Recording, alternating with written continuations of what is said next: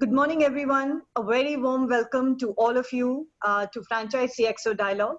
This series involves learning from thought leaders at leading franchise organizations.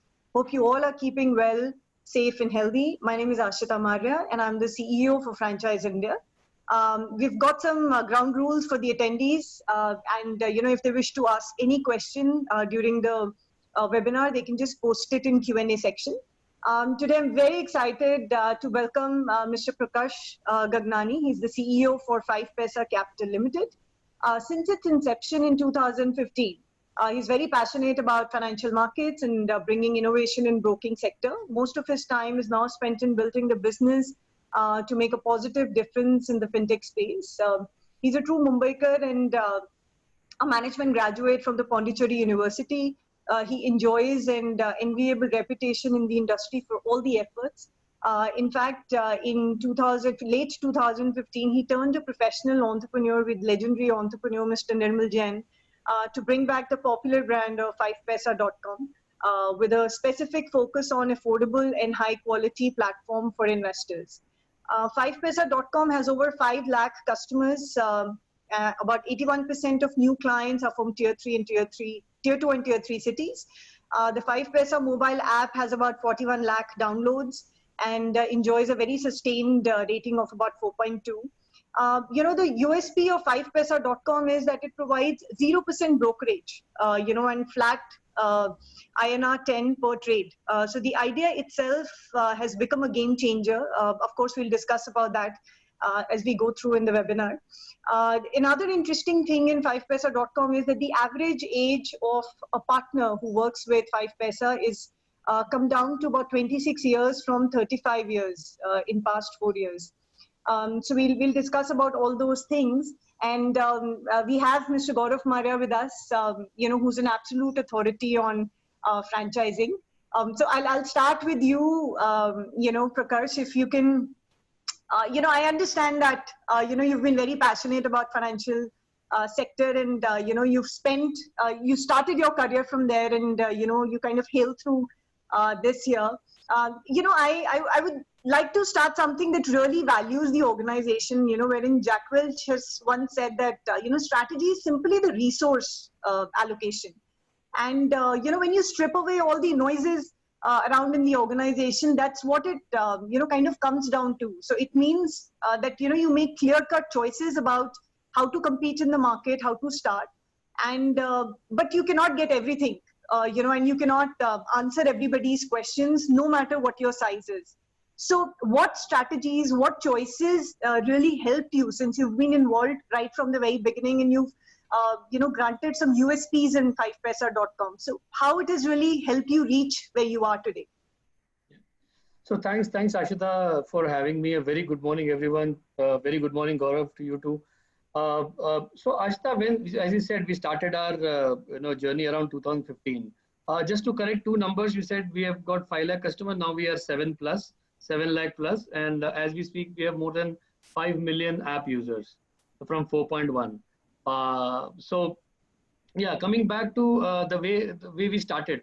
See, broking predominantly was a brick and mortar business. You had branches, then you have relationship managers, then there are customers, they need advice, and then you provide research. And then there was online, obviously there was online thing where people can do it on mobile or their web platform and all. But when we started, there were 2-3 issues that we identified. One was, despite being online, it was predominantly offline. And the industry was offline, but people were moving towards mobile app behavior. So, because online shopping had already kicked in and it was there as a norm. So people had moved towards mobile. Broking as an industry had not. And still there were a lot of perceptions that, you need to provide research, you need to have an advice, there has to be someone calling customer, handholding. So we said, these are what it is right now. Let's focus on something which is not there, and which is, let people do everything on their own, and let's we not be the exact same player that others are. So how did we break the clutter? We said, There are multiple platforms. Do away with multiple platform. Mobile is the platform. So we focused all our energies on mobile. Second, we said that there are people who give research, and there are relationship managers and branches. We said we won't have it. So we removed all this, and what it came out is that you can still give entire suite of services at a very low cost. The moment you do a low cost, it attracts a lot of people who are not coming to capital markets. So who are the people who are not coming to capital markets? Tier 2, tier 3, young people, people who had less money to invest, and they had no knowledge. So they had fear. So all these were people, and that constitutes almost 95% of the population, right? So we said that let's target 95% people, and let's not target the 5% smart guys who already know everything. So what it required? It required a mobile app. It required very simple execution. Make it something that the dumbest person on the planet can understand. Make it so cheap that people feel that cost is irrelevant. So, and we had case studies. We had the cost of dialing a mobile phone. We had a case study. Now internet. So we know that whenever the costs come down, the acceptability of people goes manifold. So we focused on that, and that is the reason, and that was the strategy that we adopted, which has got us where we are today. We have one of the highest mobile app users. I said 5 million users. We have one of the highest, more than the industry veterans who are there for last 15, 20 years, right? We are one of the fastest growing broking company in the country. We have attracted, our average age of our investors is approximately 28, 27, 28. So these are young guys. We attract more than 70% of the customers come from tier 3 and beyond. So we have moved from the big cities like Bombay, Delhi, Bangalore. We have moved away from that. And almost 80% of our business happens on mobile app. So this was the strategy we adopted 5 years back, and today where we are on these. Okay, that's a very interesting thing. So, there's another thing from here. So it means that it is normally said that in a trading industry, you would have people only who've been trading earlier. So yeah. From this, do I say that you have more young entrepreneurs who are not from the industry than the people who are from the industry? Yes, absolutely. So, when we started, we thought that, we should have more partners and franchise and people who are, but franchise in broking was something you need to have your office. There was a deposit which was required to be taken by broker. And then there were regulations around it. You had to, complete the documentation and become a proprietary or a partnership company. Then you need to have trading terminal. You need to have an employee who trades there, who's certified. So there were a lot of norms. We said, all that is not needed. We will take care of that. So we went and approached people who are young, who said that, okay, there were two sets of people that we approached. One who said that I am working, I am in a job, I need additional income. And then there were people who said that I don't have a job, I don't want a job, I want to do my own business, but I know digital, I know online, I know how YouTube works, how Facebook works. I understand technology, but I want to do my own business. So we catered to the second part of the people more, who are freshers, who are new. So they understood technology, they understood social media, they understood power of online, but they did not know broking. So we helped them understand broking, and then they started working for us. So at this point in time, almost 40-50% of the partners that we have were new and fresher. They did not have any background of being into broking. But today they call themselves as veteran of broking because they have spent considerable amount. Sure. Yeah. Okay, so that's a very interesting take, So so how does it really happen? So when you take somebody on board, you take them through a rigorous training, or it's an ongoing training that you prefer with them? See, for us, what we've done is we don't go by traditional methods like training and like people-driven training. We have created videos and we do webinars and we have a lot of blogs and a lot of text material written on our website which people see. And our videos are all in Hindi. So we typically try and create videos in Hindi, local language, and simple 2-minute, 3-minute, 4-minute videos. And what we focus is that the biggest barrier for people is that I am not from a finance industry. I don't know finance. So that's a hesitation. We say, you don't need to know finance. What you need to know is you need to bring customers on our platform. How do you bring it? You talk about platform. So again, there is a video available on our platform that why choose 5paisa, why trade with 5paisa, why open account with 5paisa. So you take material from there. Then you have to teach people how to open an account, which is simple KYC. There are a couple of documents. Everyone knows that there is a PAN card, there is an Aadhaar, and there is a signature e-sign required. So there are 3-4 simple steps. Again, we have a video for that. So when people know that, okay, fine, what I need to sell is a brand which has got video of its own on the site, then I need to sell the account opening process, and I need to talk about the features of the mobile app, which is anyways there on the public platform. If I stitch these 3 things together, create videos and put it on my site, do a comparison of some other brokers or some platform and all that, and that my business is started. It's as simple.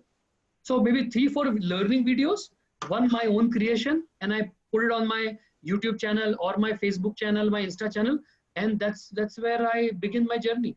So it is as simple.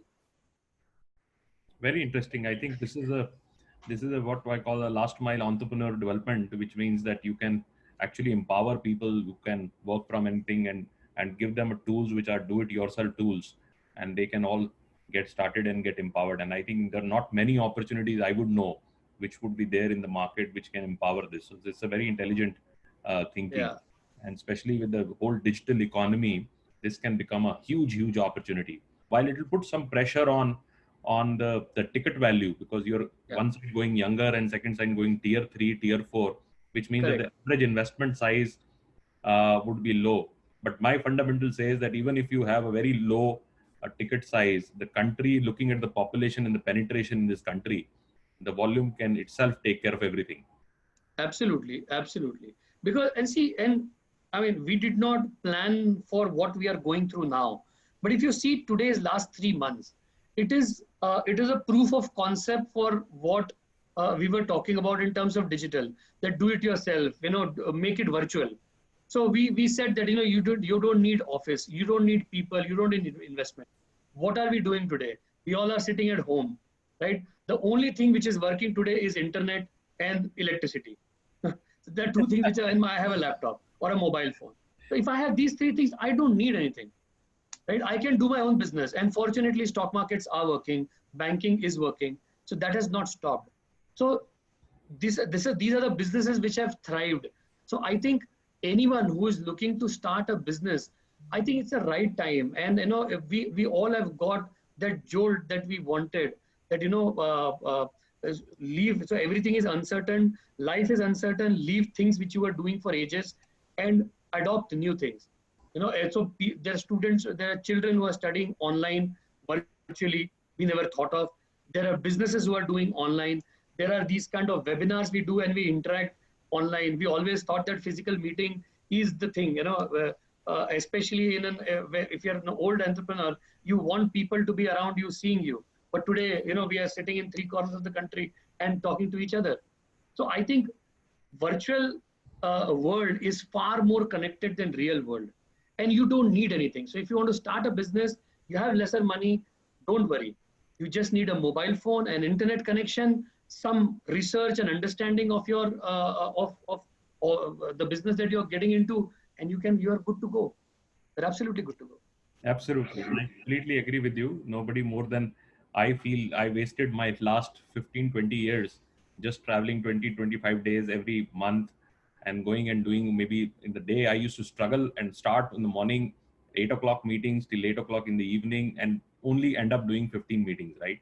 And these days we are able to reach out 10,000 people in a day, and in a single hour of doing your webinars, like now we are on Facebook Live, this would go to the entire 3 lakh Facebook followers of Franchise India. So this all is very new to all of us, and we look like wasted a lot of times and earning only miles. So we were, and these miles are also not redeemable now. Absolutely. what needs to be done. So I have a question, so Yeah.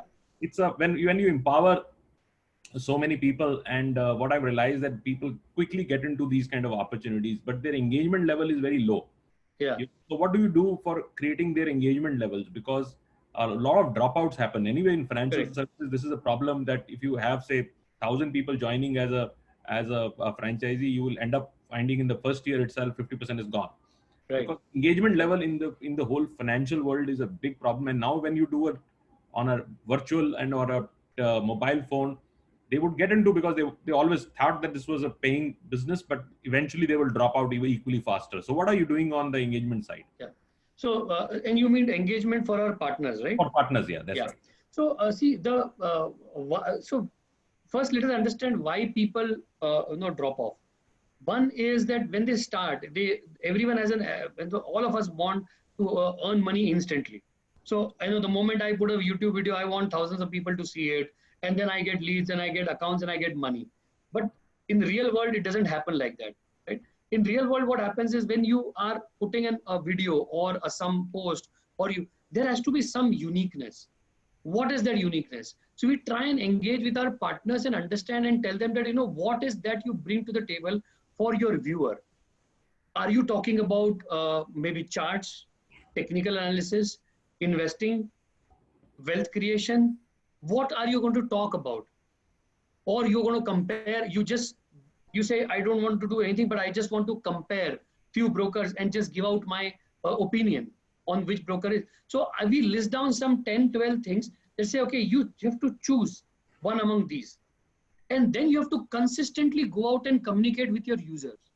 It is only the consistency and your communication, your correlation with your users, which will help you and first increase the community.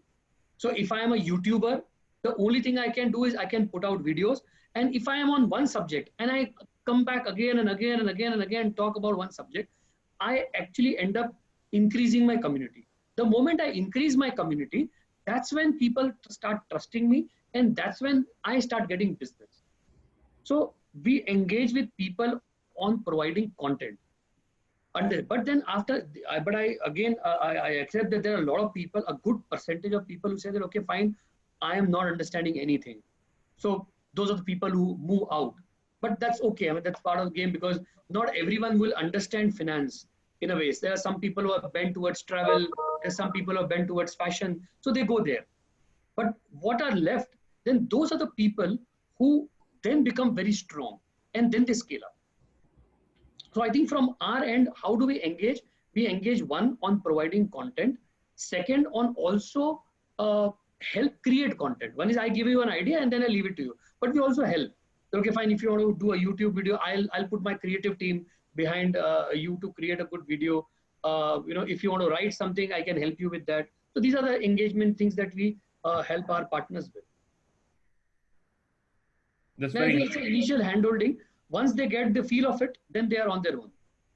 And then also, I think there can be a good opportunity. We have done it for many companies, where if you have the success stories of some of these partners, and that peer-to-peer learning becomes even bigger. So if one teaches that, look, how I use these platforms and able to make my living out of it, and I was able to do that, which happens a lot of time in the direct sales kind of functions, where the whole people live by example, right? So if they are somebody are successful, and then they would actually teach others how to be successful in that. So that would start triggering up. Absolutely. True. Very interesting. So how does, of course, this is interesting. So you've taken some strategic steps, and, you've involved the young community, and you try and engage, for them to be there on your platform and, keep working with the company. So how do you define, within the company as to what do you stand for, in terms of culture? Culture and strategy goes hand in hand. Yeah. So how do you, what is important to you as a company, as a CEO, who represent and who stands for, and how do you translate that to your partner so that, he communicates the same thing to your consumer? So my question to you is two-faced. One, of course, how do you maintain that in terms of the culture of the company, and how do you transfer onto that to your consumers in terms of their own experience? So Ashita, as I said, that our focus has been to attract a customer, an investor who is new to the industry, who has never invested. So that has been our focus internally and also externally. How do we do it internally? So it means that I have to build processes, product, everything for that smallest guy sitting in some small village of the country who doesn't understand. So I have to make it simple, make it in local language, to be served very easily. So my app has to be extremely easy to download. Even the size of the app that you download has to be lesser, because what if someone is downloading at a 3G network? So internally, I have to build a culture that if someone doesn't know anything, he should be able to come to our platform and open Demat account and invest. So that's my culture internally. Externally, how do I communicate? I communicate by keeping prices low, because then the price, all of us are price conscious as Indians. So I have to keep my price low. I have to have my communication very clear. I can't offer 100 things like brokers. If you go to, for example, if you go to a bank's site, or the bank's website is so cluttered because there are hundreds of products a bank offers. What that makes is, it makes confusion for someone who doesn't understand it. So I said, we will not provide everything. We will only provide 1 or 2 or 3 things. Third, I have to have so our strategy was that anything that can be digitally done, I will only get involved in that. I will not sell a single product where it requires a single explanation. So I don't sell an insurance product which requires explanation, right? I don't sell home loans. It requires documentation. We sell only product which people can do it themselves, end-to-end digitally, without a paperwork, without any person.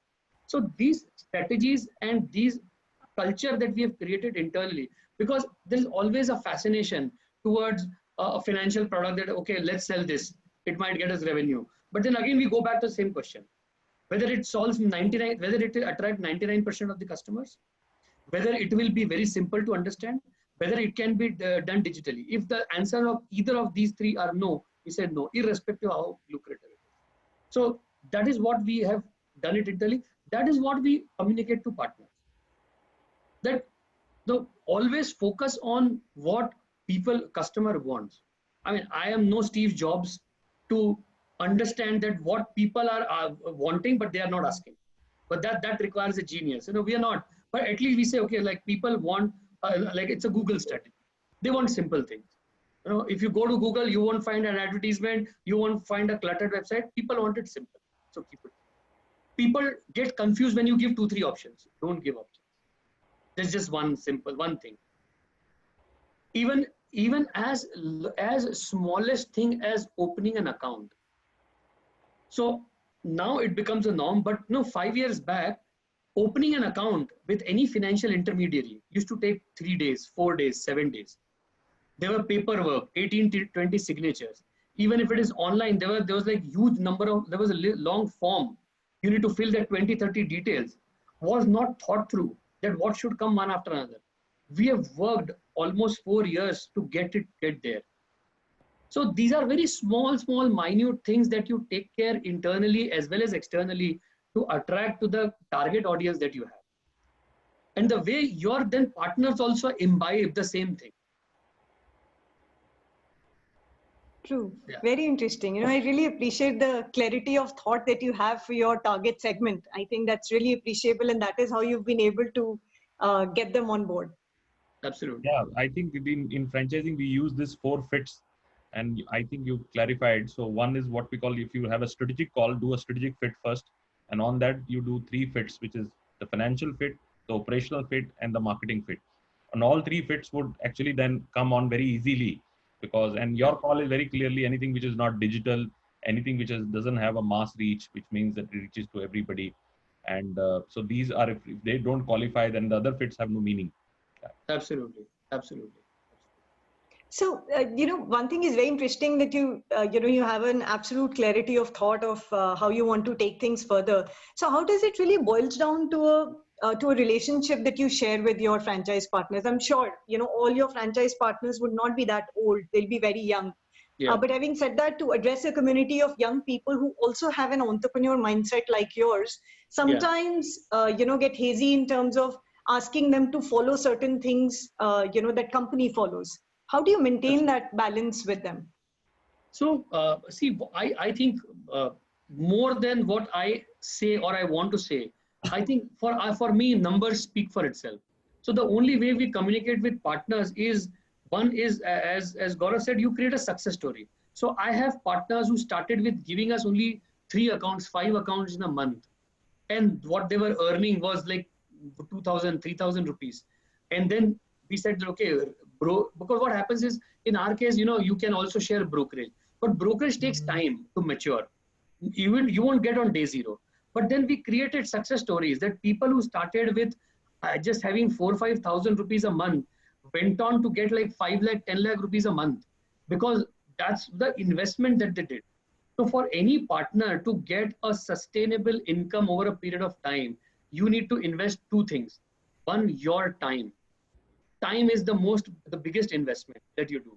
And second is your investment in building your community. So these are two things that you need to invest, and you have to give some time.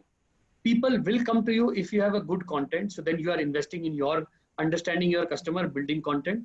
And then once they believe you, then they start getting associated with the company that you are associated with. So if I'm a partner of 5paisa, I come and say that, okay, for example, I am someone who guides people for investments, like a charts. So I talk about charts, I talk about pattern. And then I say that, okay, I have a association with 5paisa Capital. You can open your Demat account with them and you can trade exactly on the same charts that I am training you on. Now, if you do that, and then if I am very, very clear in my communication, then people will get associated, trade, and then I can get revenue. And then if I give 1 year, 2 year, 3 year, I'm telling you, you will make far, far more money than what you could have done if had you chosen being an employee or maybe some other business. So this is the only way I see for partners to have a balance and then also grow. And this is so relevant in these times, because people want flexibility of working. They want a low cost, low capex, low opex kind of involvement, and self-empowerment, and they can do that. I think this is so relevant. Your business certainly become very, very relevant for a lot of people who can find a new career option. And there have also a lot of migration has happened because people have moved from bigger cities and gone to the small cities. Rather, we're running a program these days, business from your hometown. So it means that people, if they have gone to their hometowns, they don't want to come back because they suddenly become more nostalgic about the life they had back there and in the smaller cities. And at least for 6-7 months or 1 year, 2 years, this is not coming back. And this is a great opportunity because digitally we are empowered. Digitally everywhere we are connected, and if people can give very strong digital businesses like what you've created, and I think this can empower real India. Absolutely. I mean, today we have broken geographical barriers. I mean, so as we speak, half of my team is not in the cities that we are present. We were in Bombay, Bangalore, Ahmedabad. Half of them are there at their homes, but all of them are working. We all are connected. We do our routine web calls. So, we are all virtually connected. So geographical barrier has broken. So, as we said, you have a mobile phone, internet, and you're working.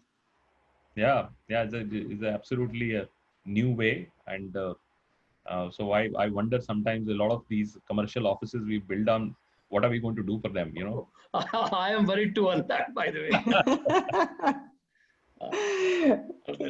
Yeah, that's an interesting take on going from brick and mortar to virtual, but we definitely believe in hybrid things now, so both will work for sure. But there's another thing that is coming to my mind. How do you manage the experience of consumers in terms of their life cycle? I'm sure you would help your franchisees in terms of maintaining the number of consumers that they have acquired. But how do you maintain their experience? Because obviously it has to be seamless. I understand that it's digital, but still, how do you take them through that life cycle of being with you and you only?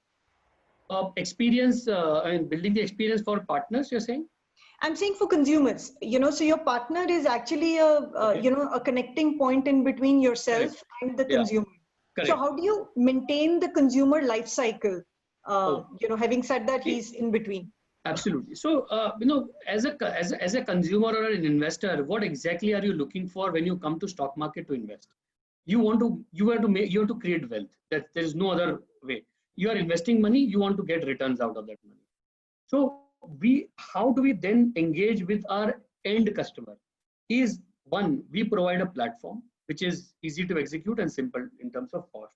Then we also provide digitally research tools, because if I have to invest, what I need is guidance. That if I know that where I have to invest, I might do myself, or then I need some guidance in terms of research. So we provide a lot of research advisory tools, but again, these are all digital. There is no person who calls and says, "Ki sir, aaj ye kharid lo aur ye bech lo." No, we don't do that. But it's all there on your app. You pay to get that subscription, and you pay it and you get research. You don't pay it, you say that I will manage my own research. I will do it myself. That's okay. Then we only charge our trading fee, which is 20 rupees an order. But if you want research, then we provide research. Then the second engagement is moving on, that once you are there into equities, you are there into mutual fund, you may have some other requirement. So then we started a product which is gold. Now, gold is something that we don't have to explain, you should invest in gold. But we said that let us understand the problem of investing in gold.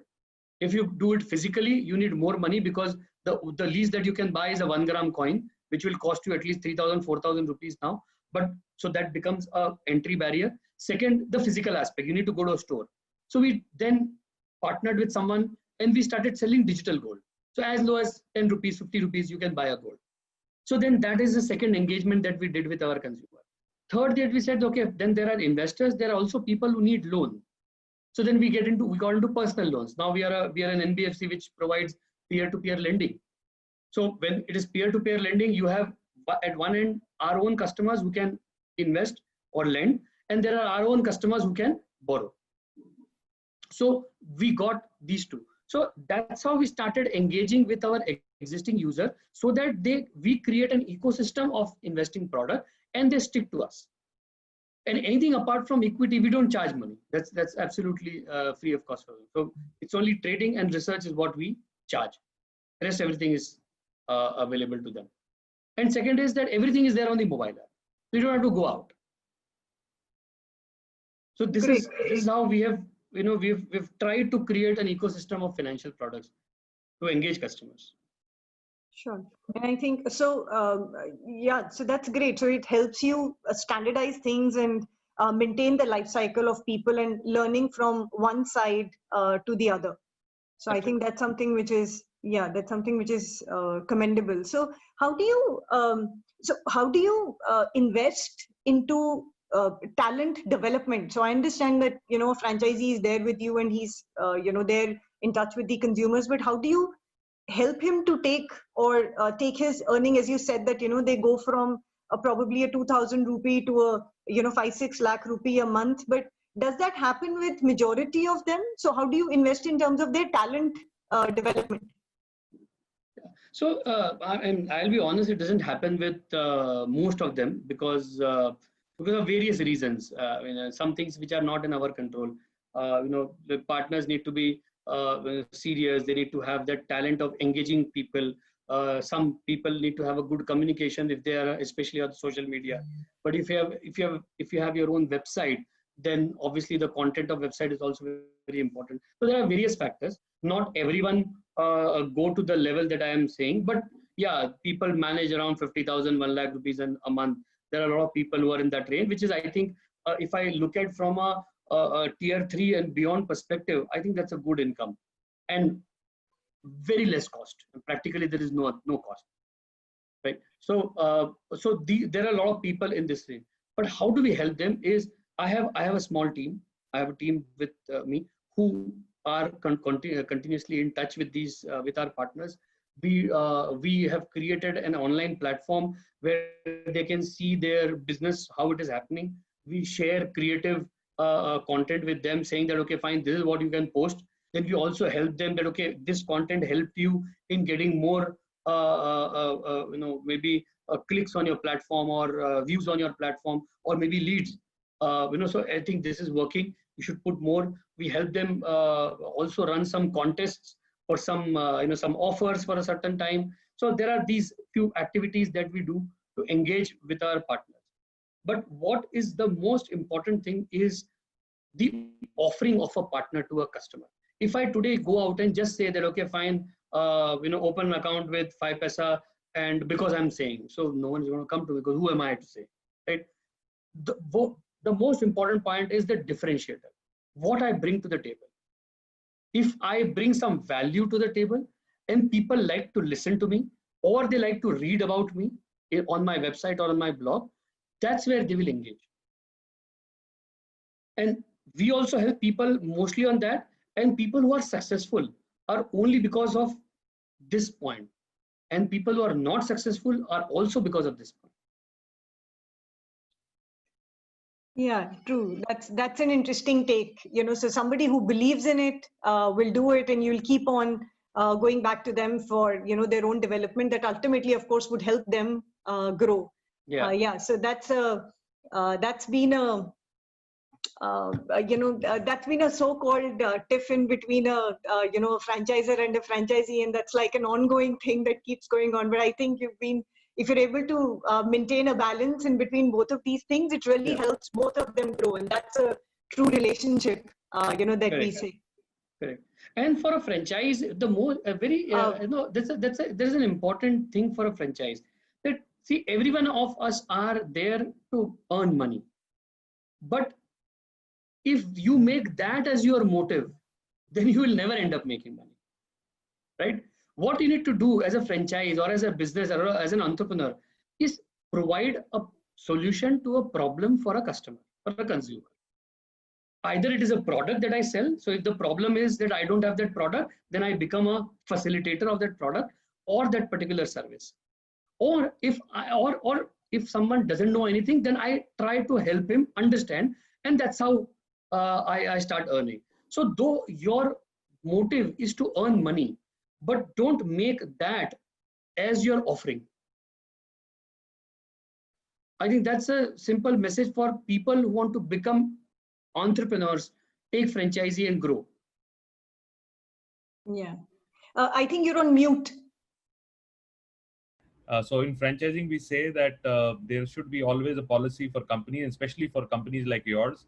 It says recruit quantity and retain quality, which means that you need to continue to do it, because there is no way you can stop people who are interested in stock market and they want to become an entrepreneur and they want to join a brand like yours.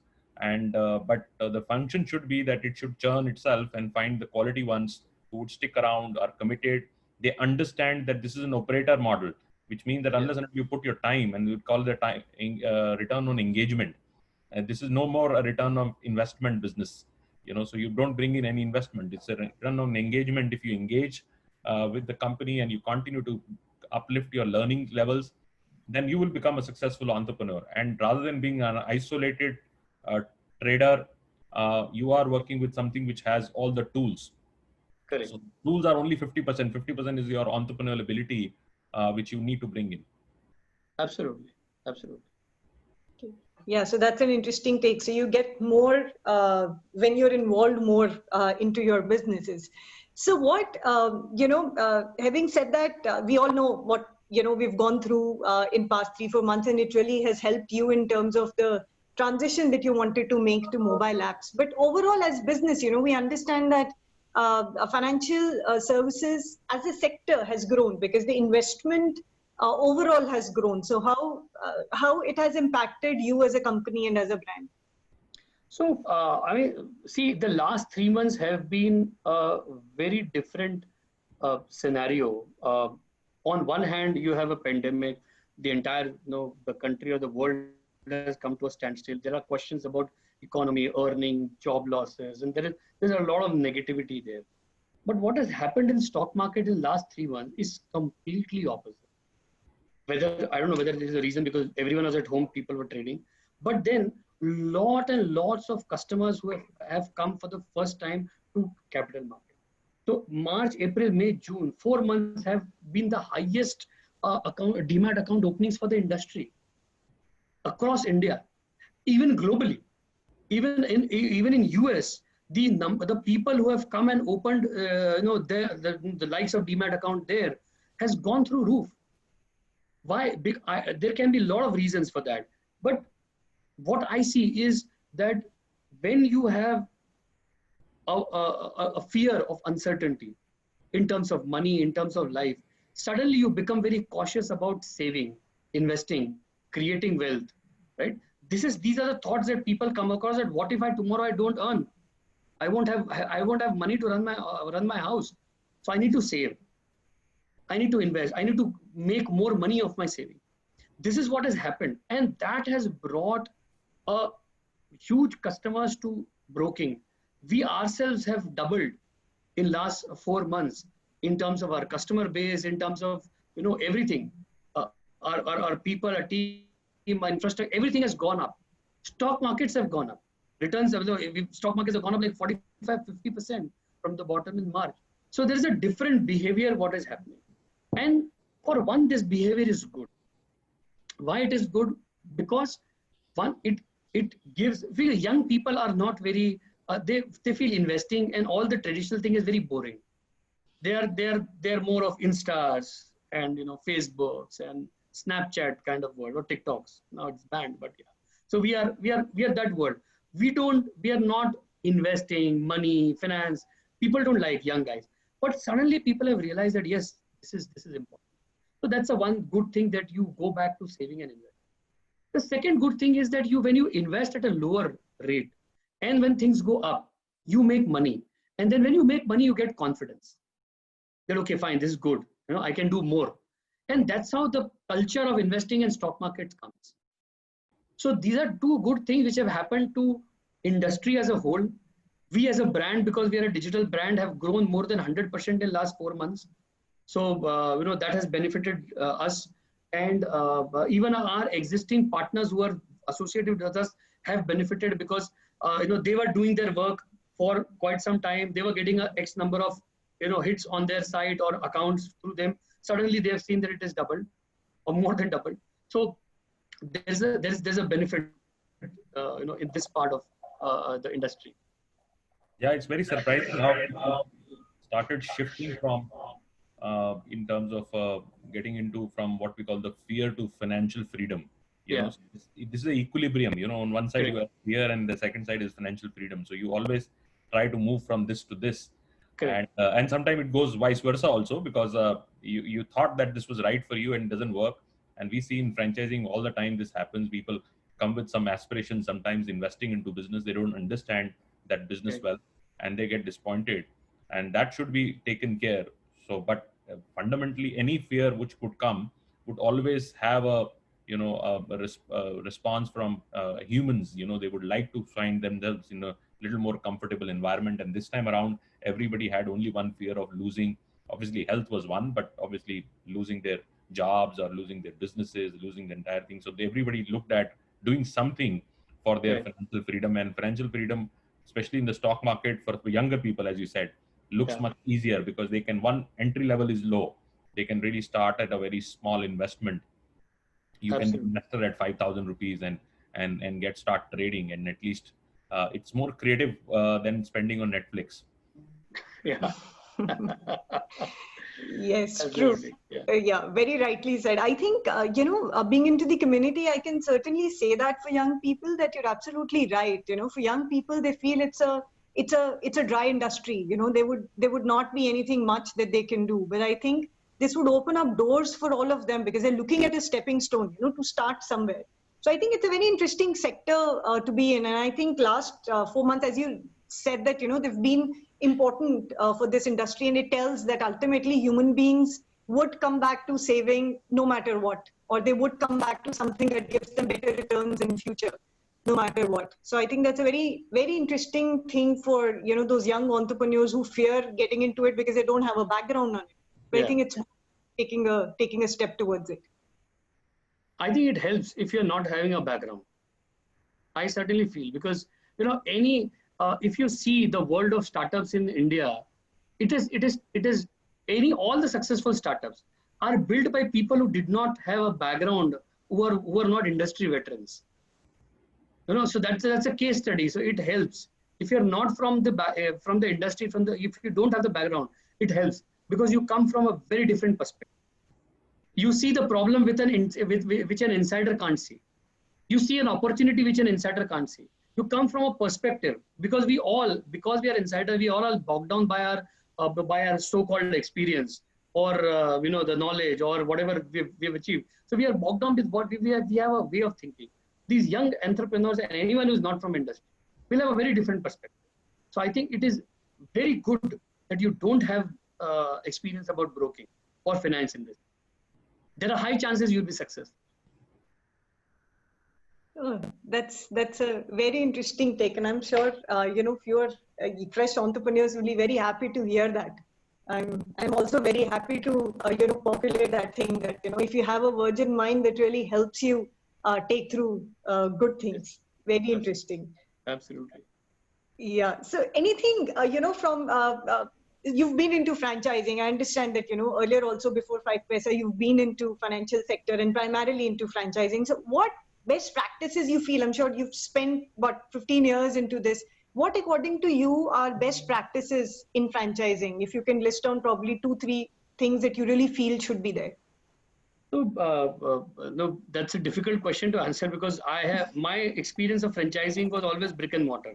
So I come from a background. My father had a franchise, so I come from that background. But it was all brick and mortar. So the challenges of brick and mortar is very different. I mean, you need to be focusing on cost and always be cost conscious and try and engage with your customers and call your customers and execute trades. So that was different. I think today the most important thing in an online world for a franchisee or for a partner is to be relevant. You need to be relevant with your so-called consumers or your target audience. If I have a website, so what are the options for a partner?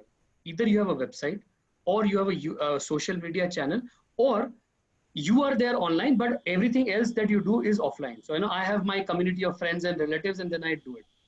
But you need to be relevant in terms of what you give to your consumers, what problems you're trying to solve. If you are a research analyst or you are giving an advice, then that advice have to perform well. But what is more important is how relevant you are. If you are not, then it is not going to work for you. You're not going to survive for a longer time because the competition is intense. See, if I live in an earlier era, if I am living in a part of Bombay, everything is offline. So whom am I catering to? I'm catering to people who are living in my vicinity. They also have a limited option because they also know only 2, 3, 5, 4 people who are also living in that vicinity. But today, it's an open world. I Google, I get to know what is happening across the globe. So the competition is intense.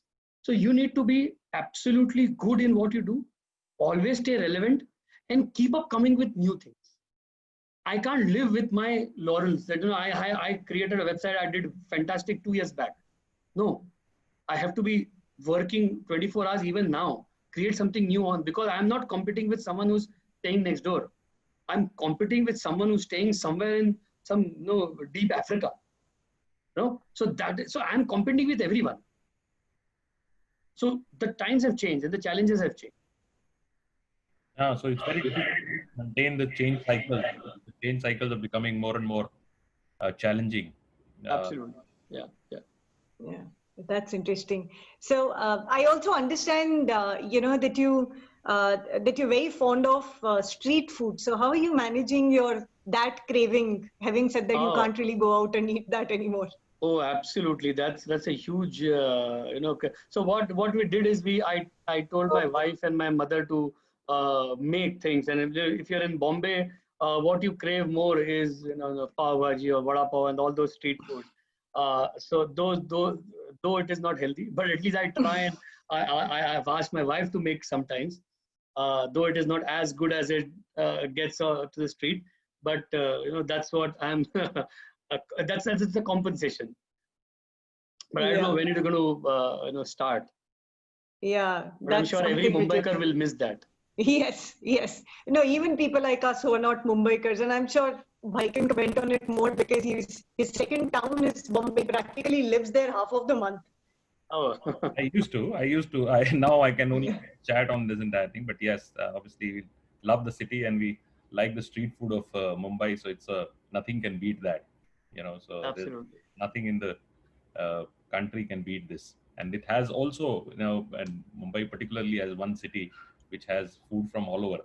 While it looks like that, so it has so much of diversity, and and good part is that even the richest would not mind going and picking up something from the street and eating out that entire thing. So it doesn't really have a cultural divide or this divide. So it's a phenomenal city.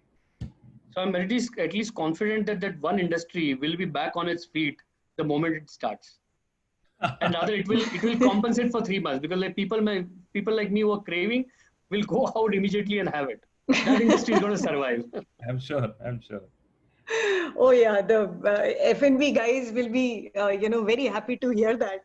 So I also understand that you're you completely appreciate movies and you would want to kind of spend your time on it. So I would be very direct in asking it. What's your take on something like a Bazaar or a Wolf of Wall Street? Oh, these are they're very, very well made movies. And, both the movies, obviously, because it's a movie, you need to be dramatic. You need to show maybe some wrong side or some other side of business, but it is put well. And especially when I see, Wolf of Wall Street, and it talks about greed.